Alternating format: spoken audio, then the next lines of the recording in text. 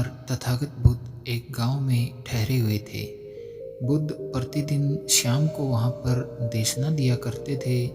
सुनने वालों की भीड़ जमा हो जाती थी, क्योंकि उनके प्रवचनों से जीवन को सही दिशा और बोध प्राप्त होता था। बुद्ध की वाणी में गजब का जादू था। उनके शब्द श्रोता के दिल में उतर जाते थे। एक युवक प्रतिदिन बुद्ध की देशना सुनता था।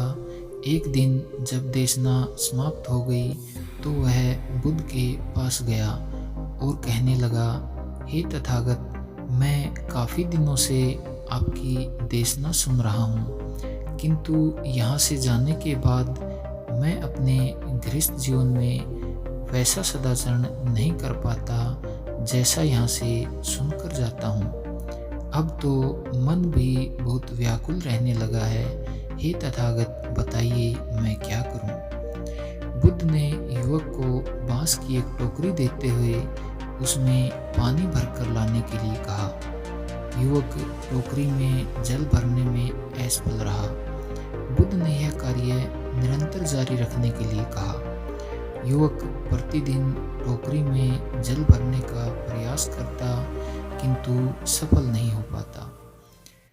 कुछ दिनों बाद बुद्ध ने उससे पूछा, इतने दिनों से टोकरी में लगातार जल डालने से क्या टोकरी में कोई फर्क नजर आया?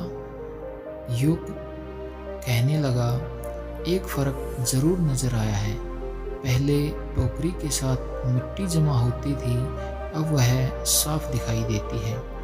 कोई गंदगी नहीं दिखाई देती है और इसके छेद पहले जितने बड़े नहीं रह गए हैं, वे बहुत छोटे हो गए हैं। तब बुद्ध ने उसे समझाया, यदि इसी तरह उसे पानी में निरंतर डालते रहोगे तो कुछ ही दिनों में ये छेद फूलकर बंद हो जाएंगे और टोकरी में पानी भर पाओगे। इसी प्रकार जो निरंतर अभ्यास करते हैं उनका मन एक दिन अवश्य निर्मल हो जाता है। अवगुणों के छिद्र भरने लगते हैं और गुणों का जल भरने लगता है। युवक ने बुद्ध से अपनी समस्या का समाधान पा लिया। निरंतर अभ्यास से दुर्जन भी सज्जन हो जाते हैं, क्योंकि महापुरुषों की पवित्र वाणी उनके मानसिक विकारों को दूर कर उनमें सद्विचारों का आलोक प्रसारित कर देती है।